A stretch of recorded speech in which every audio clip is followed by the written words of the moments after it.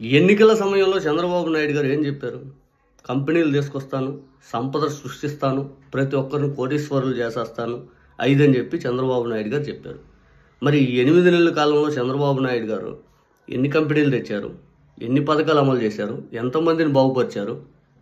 పూర్తిగా ఏదైనా రాష్ట్రానికి ఉపయోగపడే పని ఏమన్నా చేశారా? ఏమీ లేదు, ఏమీ లేదు. దావోస్ వెళ్ళారు, 0 పెట్టుబడులతో ఇంటికి వచ్చారు. విజయవాడ వరదల్లో సరిగ్గా పరిపాలించలేకపోయారు. తర్వాత తిరుపతి తొక్కిసలాట ఘటనలో సరైన నిర్ణయాలు తీసుకోలేకపోయారు. పోనీ ఆయన ఇచ్చిన హామీల ప్రకారం ఏదైనా కానీ కష్టాల్లో ఉన్న వాళ్ళని ఆదుకునే కానీ పథకాలు ఇచ్చారా? అది లేదు. ఇంకా బాబు గారు ఏం చేశారా ఈ 8 నెలల కాలంలో అంటే, ఓ పక్క జగన్మోహన్ రెడ్డి గారిని టార్గెట్ చేసుకుంటారు, తర్వాత పవన్ కళ్యాణ్ గారిని తగ్గించే ప్రయత్నం చేసుకొని లోకేష్ గారిని పెంచుకుంటూ ముఖ్యమంత్రి చేయాలనే ఆలోచనతో బతుకుతూ ఉన్నారు. కూటమి ప్రభుత్వం అట్టర్ ఫెయిల్యూర్ అయిపోయింది ఈ 8 నెలల కాలంలో అయితే.